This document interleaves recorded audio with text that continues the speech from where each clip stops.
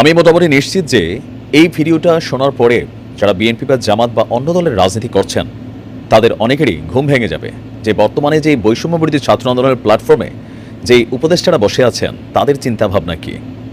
প্রথম আলোর একটা রিপোর্ট ছাপা হয়েছে যেখানে এই বৈষম্যবিরোধী আন্দোলনের ডক্টর ইউনূস সাহেব কর্তৃক ঘোষিত মাস্টারমাইন্ড, বাট নিজেকে মাস্টারমাইন্ড দাবি না করলেও যে ছেলেটা আপনারা চিনতে পারছেন মাহফুজ, প্রথম আলোকে দেওয়া এক সাক্ষাৎকারে খুবই গুরুত্বপূর্ণ বেশ কয়েকটা তথ্যের মধ্যে এতটুকু বোঝা যাচ্ছে যে নির্বাচন দেরি আছে, প্লাস এই মুহূর্তে বিএনপির মধ্যে বা জামাতের মধ্যে বা অন্যান্য দলগুলোর মধ্যে পুরনো যে রাজনৈতিক চিন্তা ভাবনা সেগুলো থেকে বের হয়ে আসতে রাজনৈতিক দলগুলোকেও এক ধরনের সংস্কার করতে হবে নির্বাচনে যাওয়ার আগে। এখন এটা কি জনগণ মেনে নিবে নাকি আসলে নিবে না, সেটা হচ্ছে পার্ট টু। আগে দেখি প্রশ্নটা কি ছিল।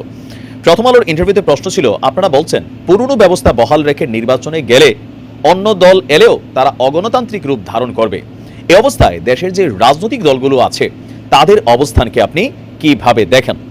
তো বলা হচ্ছে মাহফুজ আলম এভাবে বলছিল যে বিএনপি এবং জামাত 15 বছর অনেক নিপীড়নের শিকার হয়েছে, তো তারা এখন ক্ষমতার হিস্সা নিতে চাইবে, এটাই স্বাভাবিক। আবার যারা বাংলাদেশের নতুন রাজনীতির আকাঙ্ক্ষা বা গণ অভ্যুত্থান করেছেন তারাও যে আন্তদলীয় সংস্কার চাইবে এটাও তো স্বাভাবিক। প্রশ্ন হলো আন্দোলনের বিন্যাসটা কোথায়? তো তার বলা হচ্ছে যে রাজনৈতিক দলগুলো তাদের পুরনো অভ্যাস এবং সংস্কৃতি বজায় রাখতে চাইবে, অথচ আমাদের ঘোষিত লক্ষ্য ছিল, বৈষম্যবিরোধী আন্দোলনের লক্ষ্য ছিল বাংলাদেশের রাজনৈতিক সংস্কৃতি এবং রাজনৈতিক নেতৃত্ব পরিবর্তন করতে হবে, দলগুলোতে তরুণদের প্রতিনিধিত্ব বাড়াতে হবে। এখন নেতৃত্বের জায়গায় প্রধান নেতৃত্ব নাকি বিভিন্ন এলাকা ভিত্তিক যেই মোটামুটি বুড়া টুরা হয়ে গেছে, আমার কাছে মনে হয় যে আসলে আমাদের দেশে এমপি হওয়ার সিস্টেমটা কি ওই উনি জন্মের পর থেকে আছেন, এখনো আছেন, দল ক্ষমতা বদলাইলে ওনারে আমরা চাই, কিন্তু এর মাঝখানে যে অনেক নতুন নেতৃত্ব উঠে আসছে তাদেরকে কিন্তু আমরা আসলে স্পেস দিতে চাই না, সেটাই সম্ভবত মিনিংস করা হয়েছে। তো বলা হচ্ছে যে মাহফুজ বলছেন যে তরুণেরা বাংলাদেশের প্রচলিত রাজনীতি চাইছে না, তাদের চাওয়া দূরদৃষ্টি সম্পন্ন রাজনীতি। বৃহত্তর জনগোষ্ঠীকে কিভাবে রাজনৈতিক পরিসরে একত্রিত করা যায় তরুণরা সেই কথা ভাবছে। আর বলা হচ্ছে যে এই মুহূর্তে নিছক ক্ষমতার প্রতিযোগিতা ছেড়ে রাজনৈতিক দলগুলো যেন রাষ্ট্র গঠনের দৃষ্টিভঙ্গিটা তাদের রাজনীতির মধ্যে নিয়ে আসেন। কথাগুলো কিন্তু অনেক গভীর।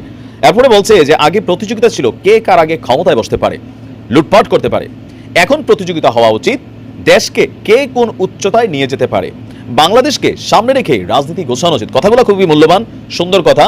তারপরের কথা হচ্ছে সবচেয়ে গুরুত্বপূর্ণ, যে কেবল রাষ্ট্র সংস্কার করলেই তো হবে না, তো কি করতে হবে? দলগুলোর ভেতরেও সংস্কার দরকার। এখন এই সংস্কারটা করানোর অধিকার দলগুলোর বাহিরে জনতার আছে কিনা, বা বৈষম্যবিরোধী প্ল্যাটফর্মের ছাত্ররা পারবে কিনা। বলছে যে রাজনৈতিক নেতৃত্ব কিভাবে নির্বাচিত হবে তার প্রক্রিয়া সংস্কার করা উচিত। চিন্তা করছেন, হাত কিন্তু সুন্দর, সিস্টেমগুলো আমি সবগুলা পারফেক্ট দেখি, বাট এগুলো মানানো কঠিন। তাদের অর্থনৈতিক সংস্কারের প্রয়োজন। দলগুলোর বিশুদ্ধীকরণের জন্য সামাজিক চাপ তৈরি করতে হবে। শুধুমাত্র আওয়ামী লীগ বিদায় হয়ে গেছে, বাকি যারা আছে দুধের দোয়া তুলসী পাতা, এমনটা মনে করছে না বৈষম্যবিরোধী ছাত্র আন্দোলনের প্ল্যাটফর্মের নেতারা। তারা বলছে পুরনো রাজনৈতিক সংস্কৃতি আর বদভ্যাস জিয়ে রাখার জন্য তো এত মানুষ জীবন দেয়নি, তাহলে কি করতে হবে? বিষয়টা নিশ্চয়ই বুঝতে পারতেছেন যে পরিস্থিতি কোন দিকে যাচ্ছে। তো সকল আলোচনার পরে এখানে মূল আলোচনার মধ্যে যেটা আমরা দেখলাম যে নিজেরাই আপনার একটা রাজনৈতিক দল হয়তোবা সামনে নিয়ে আসতে যাচ্ছে, এটা আমরা পরবর্তী ভিডিওতে আলোচনা করব। কিন্তু আপনি কি মনে করেন যে রাষ্ট্র সংস্কারের পাশাপাশি রাজনৈতিক দলগুলোর সংস্কার করার যেই বক্তব্যটা এই মাহফুজ আলম রেখেছে, এখন বৈষম্যবিরোধী প্ল্যাটফর্মে সেই শক্তিটা আছে কিনা, বা এই লোকবল আছে কিনা যে আওয়ামী লীগ তো বিতরণ করছেই, বিএনপিকে চাপটা প্রয়োগ করবে যে আপনাদের ভিতরে এইভাবে এইভাবে পরিবর্তন হতে হবে, জামাতের ভিতরে এইভাবে এইভাবে পরিবর্তন হতে হবে, জাতীয় পার্টির এইভাবে পরিবর্তন হতে হবে।